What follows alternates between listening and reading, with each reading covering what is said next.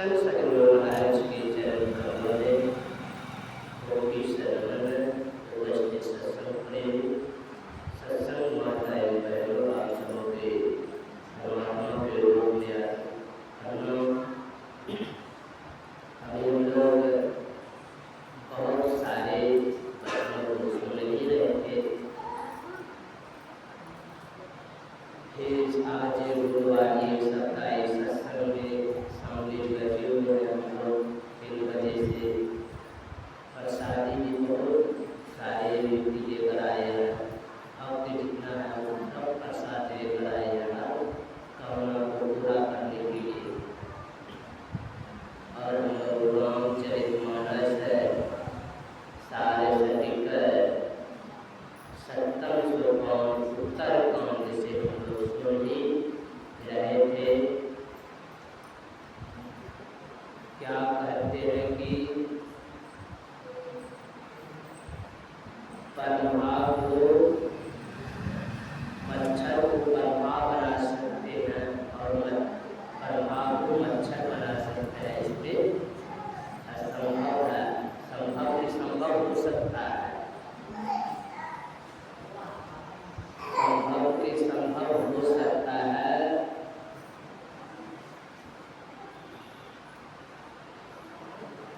कहते हैं किसी के बच्चा 5 को बच्चा किसी को मार सकते हैं और बालू मथने से भी निकल आते हैं। संभव की संभव है। ये हम लोग सुन ही रहे थे। तब कहते गिरिजा संत समागम लाभ कछु न आन, बिनु हरि कृपा बिनु गावहि वेद पुराण। हे गिरिजा, संतों के समान दूसरा लाभ किसी में नहीं है।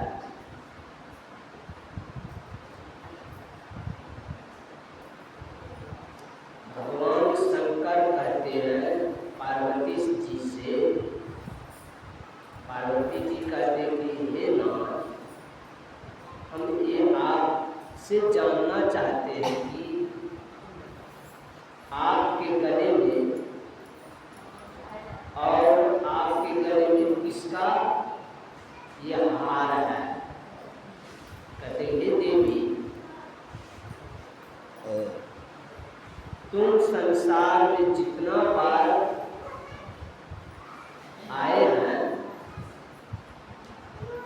और जितना बार शरीर छोड़ा है उतना बार तुम्हारा मुंड और जो गला का गर्दन है वह तुम्हारा माला बना करके हम पहन लिए हैं। भगवान कहने लगे नाथ से, पार्वती जी नाथ जी कहने लगे इतना बार, पार्वती जी कहने लगे इतना बार हम संसार में जन्म लिए। कहने लगे जी, तब आप एक बार भी नहीं मरे हो। कहने लगे नहीं, एक बार भगवान शंकर शरीर नहीं छोड़ते हैं। भगवान शंकर एक बार भी शरीर में छूटा है और पार्वती का 1000 बार शरीर छूट चुके हैं।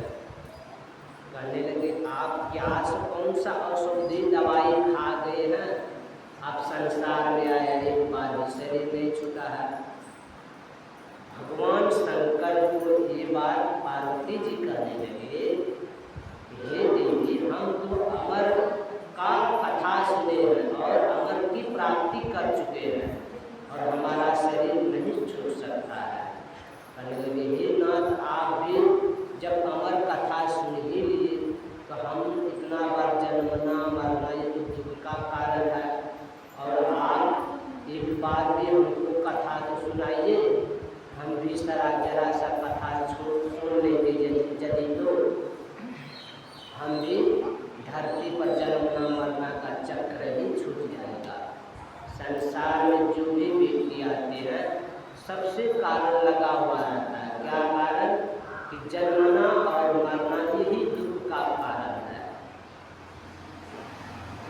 तो पार्वती जी कहने लगे कि आप कथा सुनाइए। कहने लगे ठीक है, तुमको कथा सुनाएंगे, चलो एकांत में। जब पार्वती जी गए एकांत पहाड़ के कंधे के ऊपर, वहां जाकर के एक वृक्ष के पास बैठ गए आसनी बिछा करके पार्वती शंकर भगवान, और देखे ऊपर की तरफ कोई पशु पक्षी तो नहीं है, देखा नहीं है। तो वहाँ एक घोंसला था, क्या चीज का? सरा हुआ सुग्गा का घोंसला था। और इसको कथा आरंभ कर दिए। भगवान शंकर कथा जब आरंभ किए हैं तो पार्वती को कहा दिए कि तुम पुकारी देना। जो सत्संग में बैठते हैं तो सत्संग में बातचीत करने लग जाते हैं। बातचीत करने से सत्संग को या अमर कथा को नहीं सुन पा सकते हैं। जिस दिन आपको सत्संग आपके हृदय में बस जाएगा तो आप एक शब्द भी नहीं बोलेंगे, क्योंकि बैठे बैठ आप सत्संग मनोयोग से सुनेंगे। इसीलिए भगवान शंकर पार्वती जी को कहा दिए कि मनोयोग से सुनो, और हमको यहाँ कोई नहीं है, बस थोड़ा सा पुकारे देना। अभी बहुत सारे में माता बहने हैं, वहाँ तो कोई नहीं थे सत्संग सुनने के टाइम में, तो पुकारी देने लग गए पार्वती जी। और शंकर भगवान अपने कथा को आरंभ कर दिए। कथा कहते कहते कहते कहते बस पुकारी देते पार्वती जी। वह कुछ जिस तरह अभी पंखा चल रहे हैं सत्संग मंदिर में, और अभी सब किसी का आँख लग जाता है, दिन में भी आँख लग जाता है, उसी तरह उस तरह भगवान शंकर कथा कहने लगे और माता पार्वती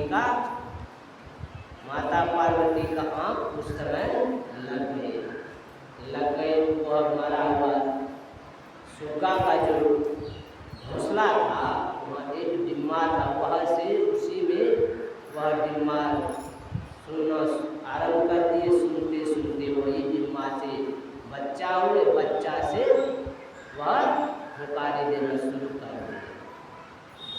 सुग्गा का बच्चा पुकारी देना शुरू कर दिए और भगवान शंकर कथा कह रहे हैं।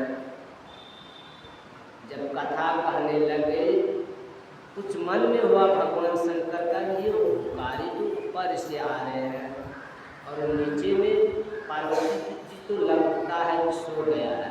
कहने लगे पार्वती, कहने लगे गिर जा, हर एक नाम होते हैं, उसका पार्वती नाम है, गिरजा नाम, 3-4 किसी नाम उसका रखे हैं, रामायण में दे दिए हैं। तो वह अपने जब निंद्रा में चले गई, वह सुग्गा का बच्चा पुकारे देने लगे। अब आप तो शंकर भगवान त्रिशूल लेकर के सुग्गा का बच्चा पर अपहार कर देते हैं। ये मुनि के पास गए, कहने लगे आप तुम कहाँ छिप रहे हो? अब वह उसको कहने लगे भगवान शंकर तो पगला तो नहीं गए, पक्षी पर अपने ये त्रिशूल फेंक दिए हैं मारने के लिए, उसको मार सकेंगे? वह कथा तो सुनने ही लिए। और वेद व्यास जी की पत्नी उस समय आया, उसको जिस तरह भी हाथी कर दिए, जमाई आया और जमाई में उसके मुंह में घुस गए सुग्गा का बच्चा। जब सुग्गा का बच्चा घुस गया तो वह सुग्गा का बच्चा और वेद व्यास जी के धर्मपत्नी के योद्रे में पल रहे हैं। अब तो अमर कथा ही सुन लिए। कहने लगे भगवान शंकर आप वहाँ से लौट गए। कहने लगे भगवान शंकर को, हे नाथ आप इस पर अपराध कर दे के कहने लगे इसको निकालिए और हम इसको जान से मार देंगे। वह कहने लगे जो अमर कथा सुन लेता है वो कभी नहीं मरता है, नहीं जलता है, नहीं हंसता है, नहीं करता है। उसका शरीर को मार दीजिएगा, जीव आत्मा को कोई नहीं मार सकते हैं, नहीं जला सकते हैं, नहीं हंसा सकते, नहीं काट सकते हैं। तो अब वह माँ के पेट में 12 बरस रह गए। अभी माँ जब एक संतान अपने पेट में पालने के लिए शुरू कर देते हैं तो वह 9 महीना तक, और वहाँ 9 महीना के बाद वह बच्चा को जन्मना पड़ता है या धरती पर आना पड़ता है। अब देखिए वह सुग्गा का बच्चा, सुग्गा जो है सुखदेव नाम उसका रह गया। वह नीचे अपने माँ के पेट से कह रहे हैं कि हुकारी दे रहे हैं और वहाँ से नहीं निकलता है। कहते हैं पिताजी यदि हम अपना माँ के पेट से निकलेंगे तो वहाँ बहुत सारे माया नगरी है और हम माया में फंस जाएंगे। ये पिताजी हम यहाँ से नहीं निकलेंगे। दुख का संसार में दुख का ही कारण लगा हुआ है, जो भी व्यक्ति जाते हैं दुख में फंस जाते हैं। कई देवी देवता को पुकार किए, अर्जी विनती किए, तब सुखदेव जी कहते हैं पिताजी यदि हम निकलेंगे तो हम अपना माँ के पेट से सीधा रास्ता हम जंगल की तरफ चले जाएंगे। और जब जैसे धरती पर आए जैसे जन्म दिया बस वहाँ से निकल गए जंगल के तरफ। 12 वर्ष की लड़का हो गया था। जब हो गया वहाँ तपस्या खूब किए, भगवान को दर्शन पा लिए। बिना गुरु से भगवान उसको दर्शन दे दिए, फिर भी संतुष्टि नहीं है। वेद व्यास जी अपने जैसे उसका पुत्र तपस्या करके घर लौटते हैं, वेद व्यास जी को कहते हैं पिताजी हम तो अब भक्ति प्राप्त करके चले आए हैं। कहने लगे पुत्र तुम तो भक्ति प्राप्त कर लिए हैं, परंतु है क्यों कि आज तुम तो बिना गुरु का भक्ति कैसे प्राप्त कर लिए, तुमको गुरु करना पड़ेगा। गुरु कौन है? सुखदेव जी का राजा जनक। राजा जनक उसका गुरु जी है। जैसे राजा जनक के यहाँ गए और वे सुखदेव जी कहने लगे जाओ पुत्र उसी से आप गुरु को मना लेना, गुरु से दीक्षा लेकर के तब आना मेरे पास। जैसे गए दीक्षा लेने के लिए, अभी तो गुरु सारे आ गए हैं। जो भी व्यक्ति सोचते हैं हम आज दीक्षा लेंगे तो सुबह भूखा रहे, कुछ माला प्रसाद लेकर गुरु के सामने आकर के दीक्षा ले लेते हैं। उस समय बहुत कसौटी था, दीक्षा नहीं देता था। जैसे गए राजा जनक के दरबार में मंत्री से आदेश दिए, मंत्री को बोले राजा जनक उसको बोल दो दीक्षा लेगा।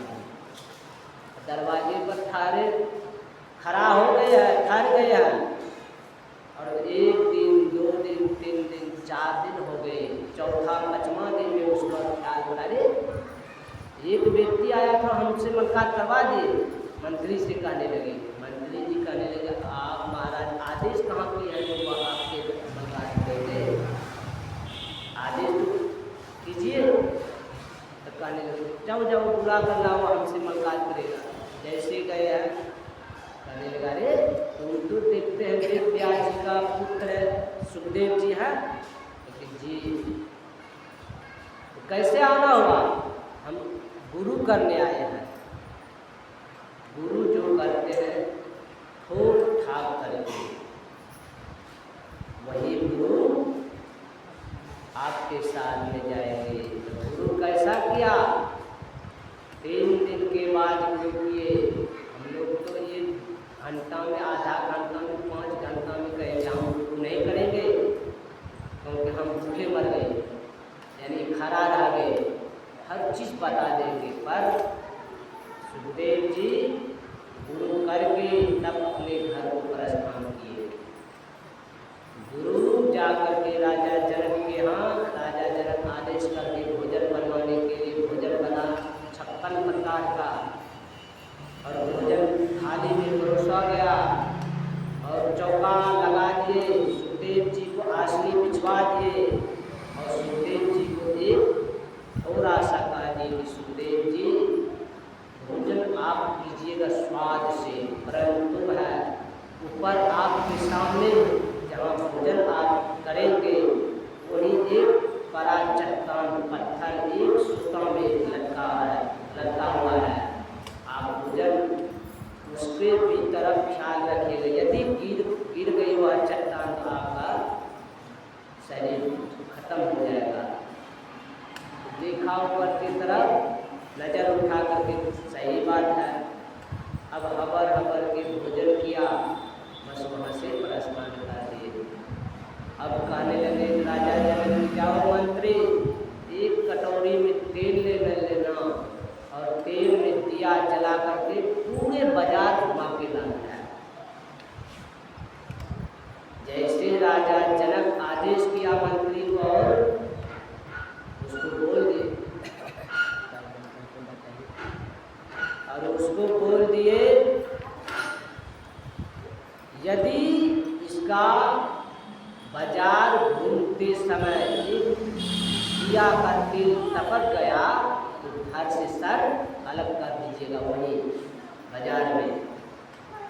राजा जनक के आदेश हुए और घुमाने निकल गए बाजार, दीप जला करके।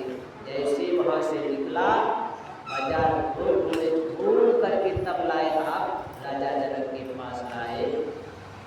अब कहते राजा जनक कि सुखदेव जी आप हमारे बहुत प्रकार का भोजन किए, कैसा स्वाद था? कहने लगे महाराज, हम अपने जान के खातिर वह भोजन की तरफ स्वाद लेने में चक्कर नहीं रहा। कहते हैं खाओ पियो चाखो मत, आप भोजन खूब बढ़िया से कर लीजिए, पर स्वाद का चक्कर में रहिएगा तो आपसे भोजन नहीं होगा। और बाजार गए हैं, कोई काम से अपने काम करके लौट जाइए। वहाँ बाजार घुमाने गए, कहने लगे बाजार में क्या क्या सब देखा सुखदेव जी? कहने लगे महाराज, आप तो जैसे महाराज को, मंत्री साहब को आदेश कर दिए तो हम बाजार क्या देखेंगे, हम अपने सूरज को तेल में समा दिए। तो उसी तरह हम सत्संग ध्यान जो करते हैं, ध्यान को हमारा मन नहीं भागे, मन तेल में ही, तेल की तरफ बस जाए। जिस तरह हम तेल में सूरज चला गया था, उसी तरह गुरु मंत्र आपको मिले हैं, गुरु मंत्र जाप करके परमात्मा में निछावर कर दीजिए, आपका सारा काम वही मालिक कर देंगे। आप उस तरह करेंगे। यदि जो सत्संग में करने की आवश्यकता है, सत्संग 5 टाइम ध्यान बतलाते हैं, 5 टाइम नहीं, फिर भी 3 टाइम ध्यान कीजिए। नहीं समय मिलता है तो गौ बेला में ध्यान कीजिए। गौ बेला किसको कहते हैं? 4 से 5 बजे करेंगे। आप उस टाइम माता और भाई बंधु सबको बहुत काम भी नहीं रहते, फिर भी इससे उससे बात लगाने में रह जाते हैं, परंतु ध्यान नहीं करेंगे। 4 से 5 बजे तक जो व्यक्ति ध्यान करेंगे, 4 से 5 वो अपने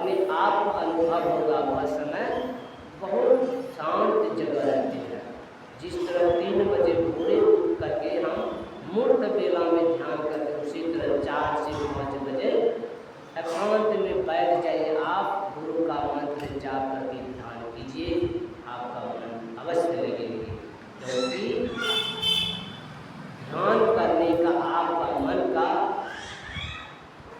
जो विकार है वह दूर हो जाएगा, आपका मन हमेशा गुरु में लगा ही रहेंगे।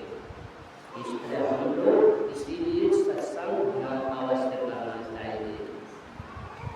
सत्संग ध्यान क्या है? सत्संग है जीव का भोजन और ध्यान है जीव का पानी। जीने के लिए ध्यान सत्संग की आवश्यकता है। जिस तरह हम शरीर पालने के लिए कोई सा भोजन 3 टाइम भोजन करते हैं कि मेरा शरीर स्वच्छ रहे, उसी तरह ध्यान सत्संग क्या है? जीव आत्मा को स्वच्छ रखता है। वह जीव आत्मा को स्वच्छ रखने के लिए सत्संग की आवश्यकता है। सत्संग नहीं करेंगे तो हमारा मन नहीं लगेगा ध्यान में। सत्संग ध्यान अवश्य करें, क्योंकि सत्संग ध्यान से बहुत लाभ मिलता है। 2-4 माता बहनों पर अगर शाम के बेला में गप कहीं करते हैं कि वह गप हटा करके आप ध्यान कीजिए, आपका मन लगेगा। गप नहीं, ध्यान जा करके बैठ कर लीजिए, पर गप मत कीजिए। तो आपका गुरु महाराज ध्यान आप करेंगे तो आपका मन अवश्य लगेंगे। इसीलिए जब रामायण का पाठ हुए, सत्संग हुआ, हम लोग सुने, बहुत अच्छे अच्छे वचनों को सुने। यही 2 शब्द है, यदि हम अपने मन में उतार लेंगे, उतार करके सीख करके करने लग जाएंगे और करेंगे, तो हम आपका कल्याण होगा। इसलिए सत्संग ध्यान कीजिए। हमारा शरीर कोई गारंटी नहीं है, कौन सा श्वास में हमारा शरीर छूट सकता है। यह सांस जो श्वास लेते हैं, हम कबीर साहब कहते श्वास में नाम सुमर ले, अवधि घटे तन की। यही हर श्वास में गुरु का नाम होना चाहिए। गुरु का नाम लेते लेते यदि कोई समय शरीर छूट गया, आपका बेड़ा पार है। इसलिए ध्यान सत्संग अवश्य कीजिए। ध्यान सत्संग से आप पीछे मत भागिए। यही 2 शब्द आप लोगों के बीच सुनाए।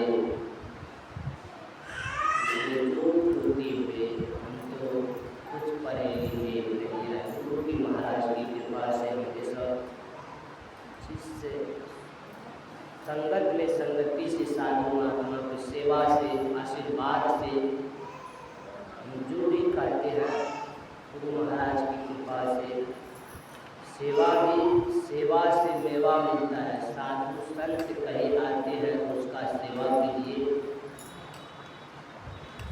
सेवा में बहुत लाभ है,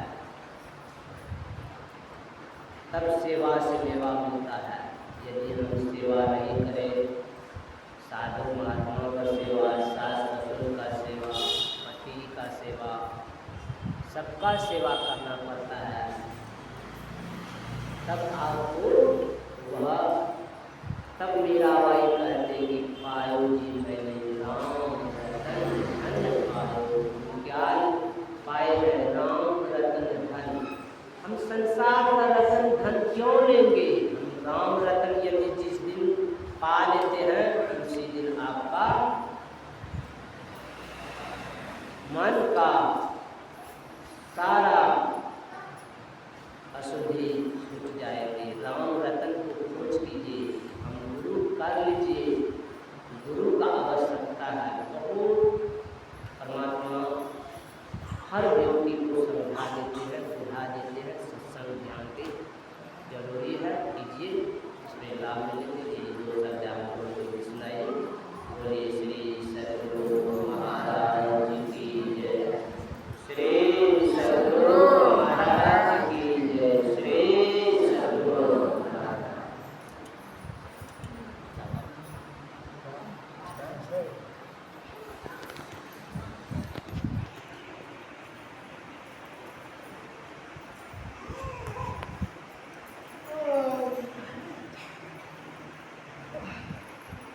नगर में